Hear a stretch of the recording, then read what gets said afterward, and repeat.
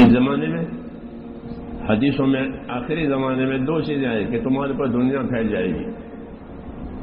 ہاں، دنیا کی نعمتیں، دنیا کی ترقیاں یہ تمہارے اوپر پھیلے گی. دوسری بات فرمائی کہ جہالت پھیلے گی.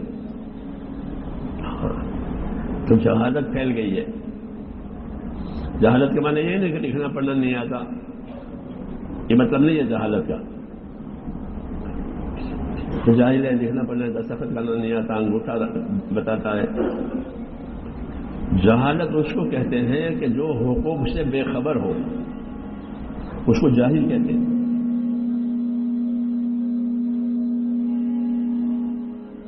اس کو جاہل کہتے ہیں جو حقوق سے بے خبر ہو. سمجھ نہیں نا بات؟ ہاں، دین میں اس کو جاہل کہا جاتا ہے کہ وہ حقوق سے بے خبر ہے. کیونکہ دنیا کو اللہ نے حقوق ادا کرنے کی جگہ بنایا ہے، آخرت کو بدلہ پانے کی جگہ بتایا ہے کہ یہاں حقوق ادا کیے جائیں گے اور آخرت میں اس کا بدلہ دیا جائے گا. تو یہ حقوق ادا کرنے کی جگہ ہے. سب سے پہلے حق اللہ کا ہے. پہلا حق اللہم انت الاول فلیس قبلک شیء، کہ اللہ تو اول ہے، تو پہلا ہے، تو اس سے پہلے کوئی نہیں ہے. پہلا حق کس کا ہے؟ کہ اللہ کا. حضور صلی اللہ علیہ وسلم نے حضرت معاذ سے پوچھا، معاذ آپ کو معلوم ہے اللہ کا کیا حق ہے؟ حق بتا رہے ہیں، حق بتا رہے ہیں.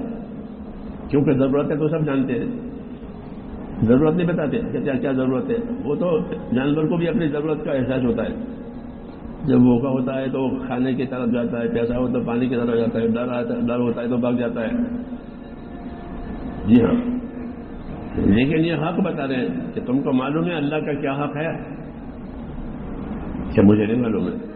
کہ اللہ کا حق یہ ہے کہ اسی کی عبادت کی جائے گی، اس کے ساتھ کسی کو شریک نہیں کیا جائے گا. یہ اللہ کا حق ہے. یہ مثال ہے کہ دنیا کو اللہ نے حقوق ادا کرنے کی جگہ بتایا ہے. اس لیے یہاں جو حقوق نہ جانے اس کو جاہل کہتے ہیں، باقی سب چیزیں جانتے ہیں. جی ہاں، تو حقوق کیا ہے کہ وہ خبر نہیں.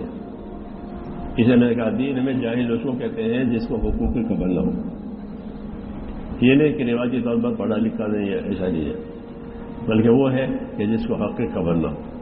اس لیے میرے دوستوں، زندگی اصل وہی ہے کہ جس کے اندر حقوق کی ادائیگی ہو، اور حقوق کی ادائیگی کے لیے دین سیکھنا ضروری ہے.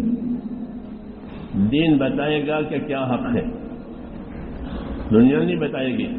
دنیا تو ترقی کا راستہ بتائے گی، ایک دوسرے سے آگے بڑھنے کا، اپنی ترقی میں، اپنے مال میں، اپنے عزت آبرو میں، یعنی موت سے پہلے کی چیزوں میں ترقی بتاوے وہ دنیا ہے، اور حقوق جو بتاوے وہ دین ہے.